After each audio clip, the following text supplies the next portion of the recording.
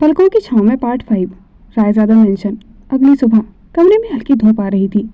मिश्का खिड़की के पास बैठी हुई थी। उसके हाथ में चाय का कप था। उसकी आंखों में अब भी कुछ अधूरे पल थे, मगर चेहरा शांत था। तभी दरवाजा खुला और वंश अंदर आया। एक नजर में मिश्का को निहारा, फिर धीरे से कहा, चलो जान, पैकिंग करो। मिश्का उसकी बात सुनकर चौंक गई थी। कप उसके हाथ में ही रह गया था। कहाँ जा रहे हैं हम लोग? वो कुछ सहमी सी लग रही थी। वंश ने हल्की सी मुस्कान के साथ कहा, हनीमून पर। बस ये सुनते ही मिश्का की सांसें अटक गई थी और आंखें ऐसे फैल गई थी जैसे कोई बम फूट गया हो। हनीमून? उसने जोर से गला साफ किया। छी, हम नहीं जा रहे। वहाँ तो लोग छोटे कपड़े पहनते हैं और वो स्विमिंग पूल, बीच में अजीब अजीब चीजें। और अगर अंजलि दीदी को पता चला या बाकी लोगों को, तो वो क्या सोचेंगे हमारे बारे में? वंश उसकी बात सुनकर मुस्कुराया और धीरे से उसके और पास आ गया था। उसके बालों को हल्के से छूते हुए बोला, और जो हम रोज रात को करते हैं वो। छी वंश, आप बहुत बुरे हैं वंश। उसकी आंखें चौड़ी हो गई थी और गाल गुलाबी और दिल धक धक करने लगा था। वंश ने जानबूझकर उसकी हथेली पर किस किया। मैं बुरा हूँ जान, क्योंकि तुम मुझे इतनी अच्छी लगती हो और मैं हर जगह हर मौसम में सिर्फ अपनी जंगली बिल्ली को ही अपने साथ चाहता हूँ। छी। मिश्का ने झट से उसके होठों पर हाथ रख दिया था, जैसे उसकी बात को वहीं रोक देना चाहती हो। आप बहुत बुरे हैं सच में। उसकी आंखें चौड़ी थी, गाल गुलाबी और दिल इतनी तेजी से धड़क रहा था जैसे कोई राज खुल गया हो। मिश्का ने आंखें झुका ली थी। उसकी पलकों के नीचे से शर्म भी झांक रही थी और हल्की सी मुस्कान भी। पर छोटे कपड़े, वो फुसफुसाई, आवाज धीमी और सांसों में डूबी हुई थी। छोटे कपड़े। वंश ने आंखें संकरी की। मुझे क्या फर्क पड़ता है जान, मैं तो वैसे भी तुम्हें सिर्फ कम से कम में देखना चाहता हूँ। मिश्का की आंखें फटी की फटी रह गई थी। आपको बिल्कुल भी शर्म नहीं आती? वंश ने उसे बाजू से खींच लिया था, इतना पास कि उसकी सांसें मिश्का की गर्दन को छूने लगी थी। नहीं, वो धीरे से बोला, क्योंकि अब तुम सिर्फ मेरी बीवी नहीं, मेरी जिंदगी भी हो, और तुम्हें देखने का हक सिर्फ मुझे है, चाहे वो साड़ी में हो या उस रेड सुई ड्रेस में जो मैं खुद पैक करने वाला हूँ। मिश्का ने अपने पल्लू को जरा कसकर पकड़ लिया था। मिश्का की आंखें खुली की खुली थी। आपने ऐसे कपड़े खरीदे हैं? मैं अजीब लगूंगी। वंश ने उसके कान के पास झुककर एक सांस के फासले पर कहा, तुम किसी भी कपड़े में अजीब नहीं, सिर्फ अजीब लगती हो जान। और वैसे भी। उसने उसकी कमर के पीछे हाथ डाला। छोटे कपड़े तुम्हारी प्रॉब्लम है, मेरी नहीं। मेरी प्रॉब्लम तो तब होती है जब तुम कुछ पहन लेती हो और मैं सिर्फ देखता रह जाता हूँ। मिश्का की सांसें तेज हो गई थी। उसने धीरे से खुद को थोड़ा पीछे किया, मगर वंश ने उसकी कलाई पकड़ ली थी। भागने की कोशिश मत करो जान, उसने शरारत से कहा, क्योंकि जो हनीमून के नाम से डर रही हो, उसका चेहरा ही बता रहा है कि अंदर ही अंदर वो इसके लिए सबसे ज्यादा तैयार है। मिश्का ने शर्म से नजरें झुका ली थी। आप सच में बहुत निर्लज हैं वंश। वंश ने धीरे से उसके बाल पीछे किए, गर्दन पर होठ टिकाए और कहा, सिर्फ तुम्हारे लिए ही जान। मिश्का का चेहरा गुलाबी हो गया था और उसने अपना चेहरा उसके सीने में छुपा लिया था। कुछ घंटों बाद वो दोनों प्राइवेट जेट में थे। आसमान नीला था और हल्के बादल विंडो से गुजरते दिख रहे थे। सफेद लेदर सीट्स, सिल्वर डिटेलिंग, हल्की सी परफ्यूम की महक और एक ऐसी खामोशी जो किसी 5 स्टार स्वीट जैसी लग रही थी। मिश्का अपनी सीट पर बैठते ही चारों तरफ देखने लगी थी। ये पूरी फ्लाइट हमारे लिए है? उसकी आंखें हैरानी से खुली हुई थी। वंश ने बेल्ट बांधते हुए उसकी तरफ देखा और हल्की मुस्कान में बोला, हमारे लिए नहीं जान, सिर्फ तुम्हारे लिए। आप हमेशा बातों को घुमा क्यों देते हैं? मिश्का ने खिड़की की तरफ देखते हुए कहा, यहाँ तो कोई और पैसेंजर भी नहीं है और ना ही कोई एयर होस्टेस। हमने तो फिल्मों में देखा है, फ्लाइट्स में बहुत से लोग होते हैं, लाइन में लगते हैं, और यहाँ पर तो सब खाली क्यों है? 35,000 फीट की ऊंचाई पर तुम्हें लोगों की परवाह है जान, हमारी नहीं। मिश्का अपनी सीट से आधी उठकर फिर से देखने लगी थी। हर चीज सफेद, सिल्वर और इतनी चमकदार थी कि जैसे जन्नत में आ गई हो। नहीं, मैं बस पूछ रही थी कि ये पूरी फ्लाइट खाली, बस हम दोनों और कोई भी नहीं। वंश ने उसकी बेल्ट बांधते हुए इसकी ओर देखा। क्यों चाहिए कोई और तुम्हें?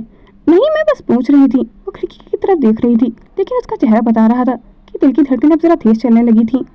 वंश धीरे से उठा, उसकी सीट के पास आया और फिर उसके ठीक पीछे खड़ा हो गया था, इतना करीब कि मिश्का को उसकी सांसें अपनी गर्दन पर महसूस होने लगी थी। मुझे तो ये सोचकर बहुत अच्छा लग रहा है, वंश ने फुसफुसाकर कहा, कि यहाँ कोई नहीं है, न रोकने वाला न टोकने वाला। मिश्का की आंखें बड़ी हो गई थी। आपका क्या मतलब है? वंश ने उसकी चेयर के दोनों तरफ हाथ रख दिए थे और वो पूरी तरह से उसकी बाहों की घेरे में थी। मतलब ये जान, उसने धीरे से उसके बालों को कान के पीछे सरकाया, कि तुम्हारी हड़बड़ाई सांसें, ये कांपती पलकों को वाला चेहरा, ये सब सिर्फ मेरा है। और जब तुम ऐसे देखती हो तो मैं। उसने अपने शब्द अधूरे ही छोड़ दिए थे। उसने अपना चेहरा झुकाया, मिश्का की गर्दन को बहुत हल्के से छुआ, बस इतनी धीरे कि हर छुअन जैसे उस वक्त मिश्का के बदन में सीलन छोड़ रही थी। वंश, उसकी आवाज लगभग फुसफुसाहट थी। आप कोई देख लेगा? वंश हंस पड़ा था। कौन देखेगा जान, पायलट केबिन में है और बाकी सब छुट्टी पर। तो फिर? मिश्का ने हिम्मत जुटाकर कहा, आपको कोई शर्म नहीं है? वंश ने मुस्कुराकर कहा, शर्म? वो झुका, उसकी कमर को अपनी बाहों में कसकर खींच लिया था। वो तो तब आती है जान, जब कोई और होता तुम्हारी जगह। उसके होंठ मिश्का की होठों की रेखा को छूते हुए नीचे की ओर खिसकने लगे थे। मिश्का ने उसकी शर्ट को कसकर पकड़ लिया था। आप बहुत बुरे हैं, उसने धीरे से कहा, लेकिन आवाज में शिकायत कम, सरेंडर ज्यादा था। वंश ने एक किस उसके कॉलर बाउंड पर किया। उसने मिश्का को गोद में उठा लिया था। उसकी साड़ी का पल्लू जरा ढलक गया था और उसकी सांसें भी इतनी तेज थी कि मानो खुद को रोक पाना नामुमकिन हो। मिश्का की आंखें नम सी हो चली थी। सिहरन, धड़कन और हल्की झिझक की मिलीजुली खामोशी ने पूरे कैबिन को अपने आगोश में ले लिया था। मिश्का ने आंखें बंद कर ली थी, लेकिन वंश उसकी नाक की नोक से होठों से छूता हुआ नीचे उतरा। उसकी गर्दन, उसकी बाहें और फिर वो जगह जहाँ साड़ी की सरहद ढलकने लगी थी। मिश्का की सांसें अब थमी नहीं रही थी। वो घड़ी जो दोनों के बीच थोड़ी शर्म, थोड़ी चाहत और बहुत सारा प्यार बनकर ठहर गई थी। रिसोर्ट पहुंचने से पहले फ्लाइट लैंड होने को थी। मिश्का खिड़की से बाहर देख रही थी। चेहरे पर मुस्कान थी और आंखों में हया, जो वंश की नजदीकी की वजह से थी। पता नहीं वहाँ सबके सामने कैसे रहूंगी, उसने बुदबुदा कर कहा। वंश ने चिढ़ाते हुए कहा, तुम्हें देखकर कोई और किसी को देखेगा ही नहीं जान। मिश्का उसकी बातें सुनकर ब्लश करने लगी थी। वह लोग कार से रिजॉर्ट पहुंच चुके थे। रिजॉर्ट किसी सपने जैसा था। फूलों से सजी एंट्री, प्राइवेट विला और चारों तरफ समुद्र की आवाज़। जैसे ही मिश्का कमरे में दाखिल हुई, वह बैग खोलने लगी थी। उसे कपड़े चेंज करने थे और तभी उसकी आंखें फटी की फटी रह गई थी। ये सब क्या है? उसने झटके से बैग के अंदर से एक लाल स्लिप ड्रेस निकाली, फिर एक बैकलेस बॉडीकॉन शॉर्ट ड्रेस, फिर एक के बाद एक वेस्टर्न आउटफिट्स, मिनी स्कर्ट्स और आखिर में एक रेड साटिन नाइटवेयर सेट, जिसकी स्ट्रैप भी इतनी पतली थी कि मिश्का ने वहीं जमीन पर गिरा दिया था। हे भगवान! उसने दोनों हाथों से मुंह ढक लिया था। तभी उसकी नज़र एक छोटे से नोट पर पड़ी, जो कि आरती और श्रुति की तरफ से था। साड़ी पहनकर हनीमून मनाएंगी क्या भाभी आप? हमने सोचा आपकी तरफ से सरप्राइज वंश भैया को देना पड़ेगा, इसलिए बैग में बोनस पैक कर दिया है। मिश्का ने मुंह बनाया। आप लोग बहुत गंदे हो सच में। तभी वंश कमरे में दाखिल हुआ। मिश्का ने फौरन सारा सामान बैग में घुसा दिया था और लाल स्लीव ड्रेस वहीं जमीन पर गिरी रह गई थी, जिस पर मिश्का का ध्यान नहीं था। वंश की नज़र सीधी उसी पर पड़ी थी। वो मुस्कुराया। लगता है मेरा हनीमून सही डायरेक्शन में जा रहा है। मिश्का की नज़र घबराहट पर उस पर पड़ी। ये मेरी नहीं है, मिश्का फौरन कहती है। ओह, तो फिर मैं आज रात इसे किसी और को दे दूं क्या? वंश ने शरारत से कहा। वंश, मिश्का ने थोड़ा चिढ़ते हुए कहा, जरूर आपने ही ये सब। वो अपनी बात कहते कहते ही रुक गई थी। वंश उसके और करीब झुका, उसकी कमर के इर्द गिर्द हाथ रखते हुए धीमे से बोला, मैंने वैसे भी क्या मिश्का? वो बिल्कुल उसके करीब था। उसकी गर्म सांसें मिश्का की गर्दन को छू रही थी। उन्हें लंदन में घूमते हुए 2 दिन हो चुके थे। लंदन की सर्द हवाओं में मिश्का ने पहली बार बिना किसी डर, किसी शर्म के खुलकर सांस ली थी। वो दोनों एक लग्जरी पेंट हाउस में ठहरे हुए थे, टेम्स नदी के किनारे। कमरे की शीशे की पूरी दीवार से बाहर लंदन ब्रिज की लाइट चमक रही थी। मिश्का बाथरूम से निकली, ब्लैक सिल्क गाउन में। वह खिड़की के पास खड़ा हुआ था, वाइन का ग्लास हाथ में लिए हुए। जैसे ही उसने मिश्का को देखा, उसकी आंखों में गहराई से ठहर गई थी। तुम्हें पता है मिश्का? वो धीरे से पास आया। इस शहर की सबसे खूबसूरत चीज़ अभी मेरे सामने खड़ी है। मिश्का उसकी बात सुनकर मुस्कुरा दी थी। आप हर जगह मुझे ही देखना कब बंद करेंगे? मिश्का उन कपड़ों में खुद को छुपाने की कोशिश कर रही थी और वंश उसकी सलाह पर मुस्कुरा रहा था। वंश ने उसकी कमर को हल्के से पकड़ा। जब तुम ऐसे मधोश निगाहों से मुझे देखना छोड़ दोगी। रात गहरी हो चली थी, बाहर हल्की बारिश थी और कमरे में बस फायरप्लेस की लौ जल रही थी। कमरे में सिर्फ फायरप्लेस की लपटों की हल्की झलक थी और बारिश, वो तो रुकने का नाम ही नहीं ले रही थी। उस पर सर्द माहौल, मिश्का की सांसों की गर्मी और वंश की नज़दीकियाँ मिश्का को पागल बना रही थी। वंश ने उसकी नाजुक हथेली अपनी चौड़ी हथेलियों में ली, उन्हें होठों से छूते हुए उसकी आंखों में देखा।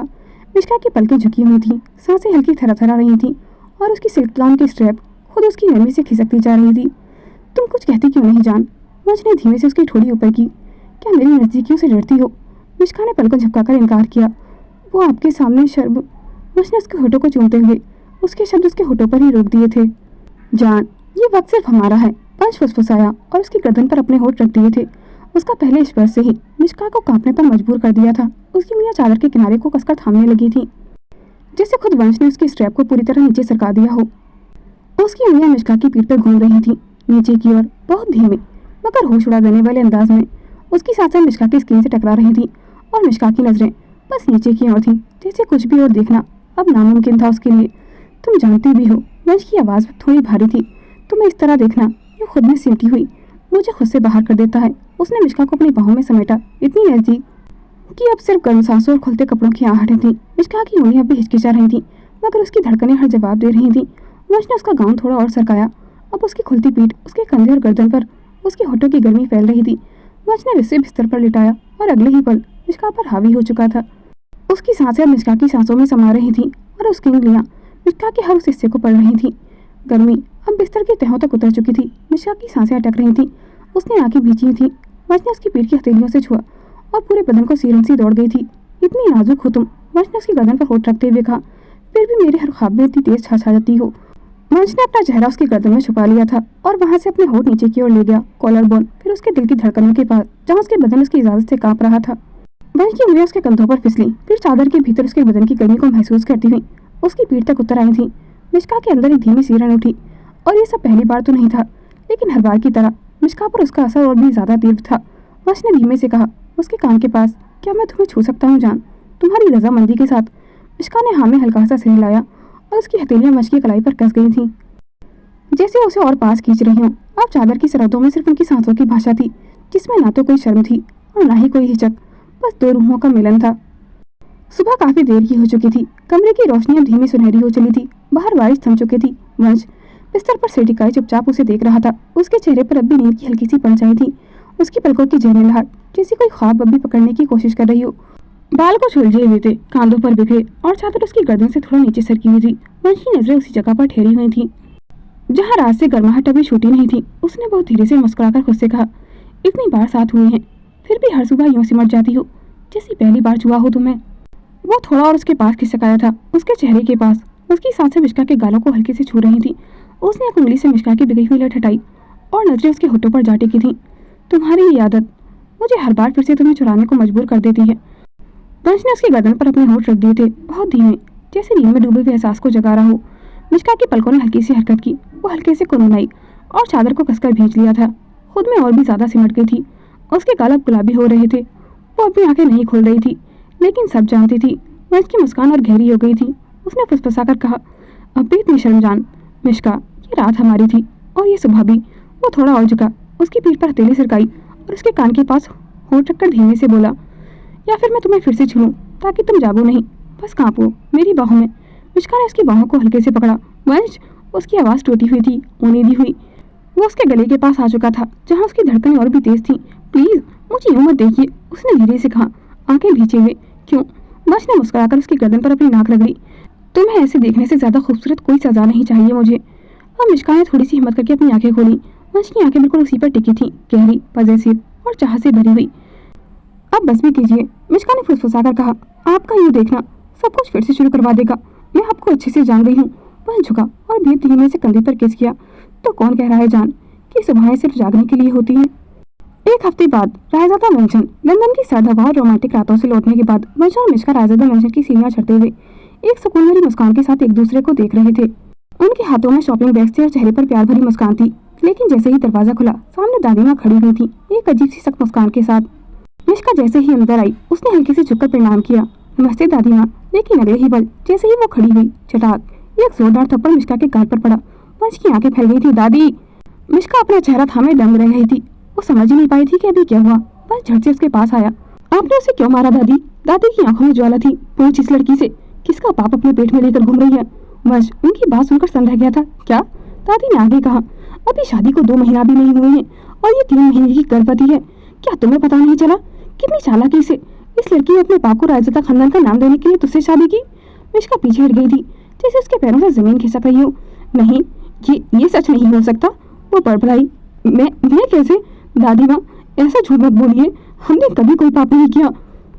वंश ने तुरंत उसका हाथ थामा। मिश्का, क्या दादी सच कह रही हैं? मुझे नहीं पता। मिश्का की आंखों से आंसू बहने लगे थे। मुझे सच में नहीं पता वंश।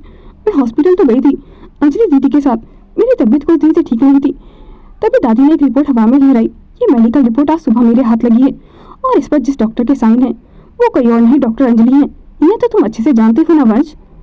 वंश ने रिपोर्ट खींचकर देखी। उसकी आंखें रुक गई थी उस लाइन पर, गैस स्टेशन 13 वीक्स कंफर्म। वंश मिश्का की आंखों में देख रहा था। तुम्हें सच में कुछ याद नहीं मिश्का? मिश्का ने सिर झुका लिया था।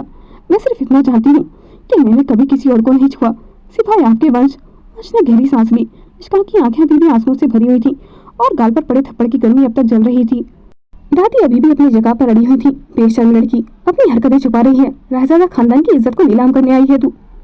मैंने तो कहा था मेरी सहेली की पोती नताशा से शादी कर ले, लेकिन नहीं, तू तो इस कुलच्छनी के रूप जाल में फंस गया।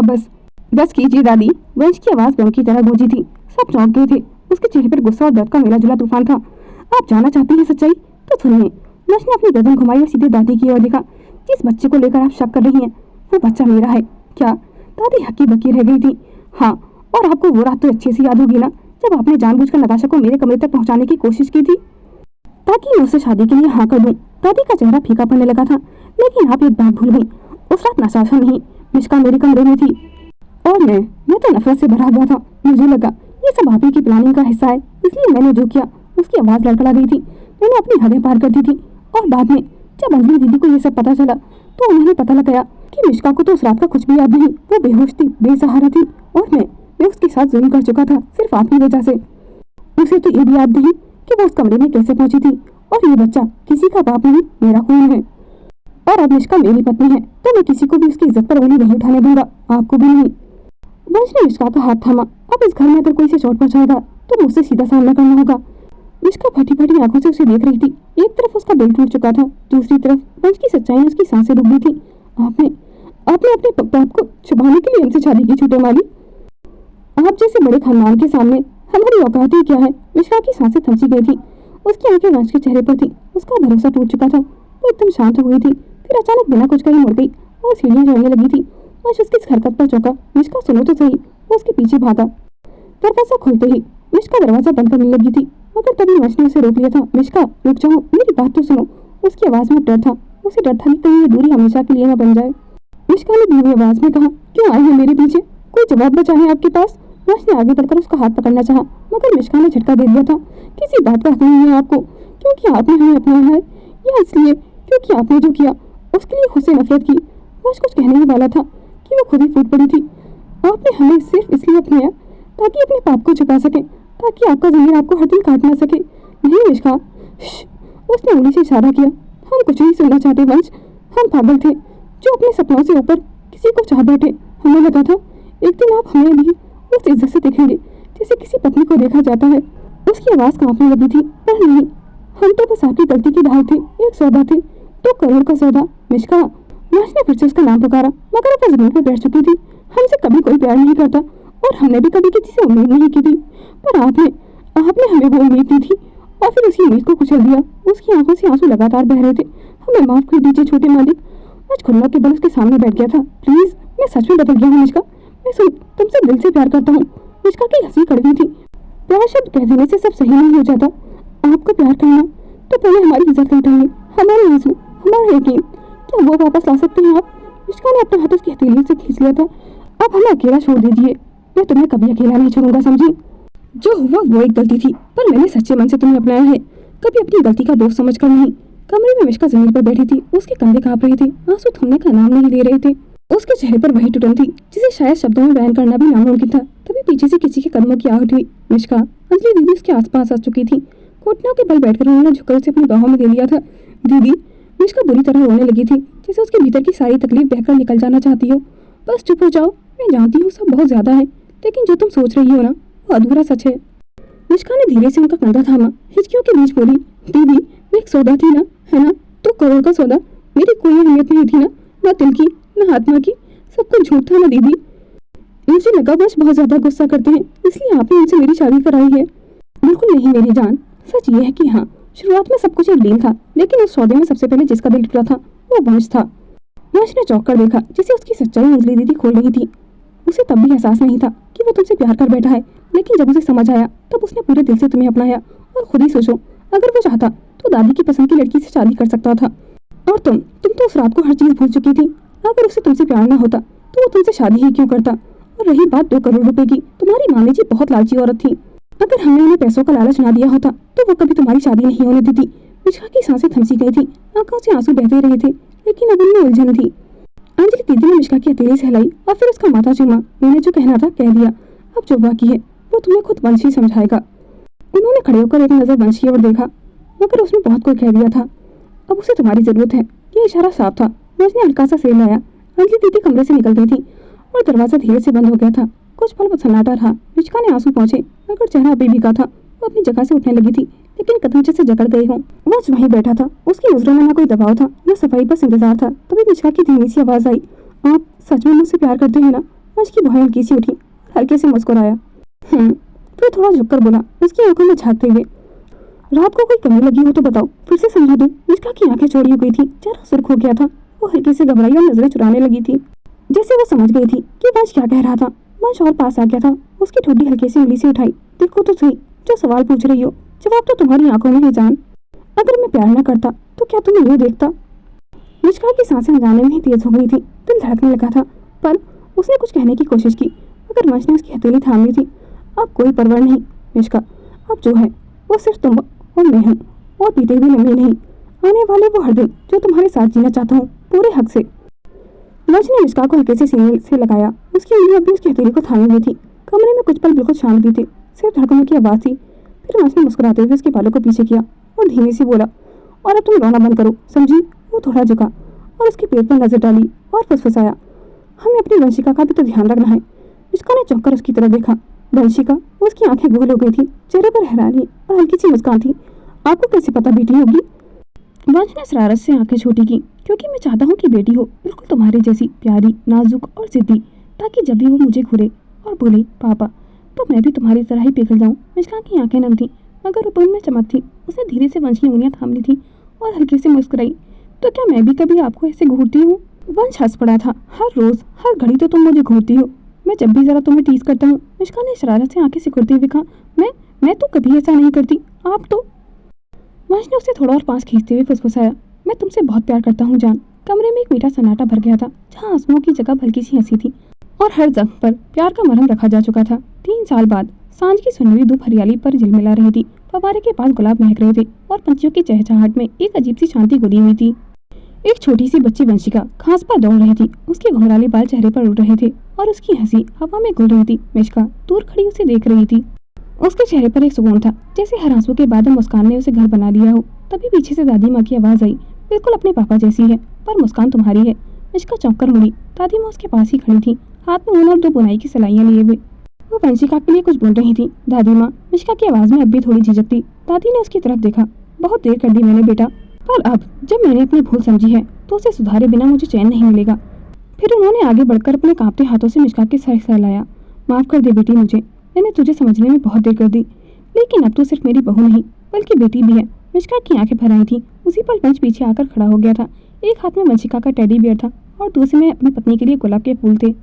वंशिका भागती हुई आई, मम्मा देखो ना, मैंने फूल तोड़ा है। वो अपनी नन्ही हथेलियों में मुरझाया सा फूल लेकर आई थी, मगर मिष्का ने झुककर उसे चूम लिया था। ये सबसे खूबसूरत फूल है मेरी जान, क्योंकि तुमने तोड़ा है। वंश ने दोनों को अपने सीने से लगा लिया था। दी एंड। Thanks for watching. आपको अगर स्टोरी पसंद आई हो तो लाइक, कमेंट और शेयर जरूर करें, और ऐसी दिलचस्प कहानियों के लिए मेरे यूट्यूब चैनल को सब्सक्राइब करना ना भूलें। ये एक काल्पनिक कहानी है, इसमें दर्शाए गए सभी पात्र और घटनाएं और स्थान पूरी तरह से लेखक की कल्पना पर आधारित हैं। इसका उद्देश्य किसी भी प्रकार की हिंसा, उत्पीड़न या सामाजिक भेदभाव या अस्वीकार्य व्यवहार को बढ़ावा देना नहीं है। दर्शकों से निवेदन है कि इस कहानी को केवल एक फिक्शनल एंटरटेनमेंट के रूप में ही देखें। वीडियो को अंत तक देखने के लिए धन्यवाद।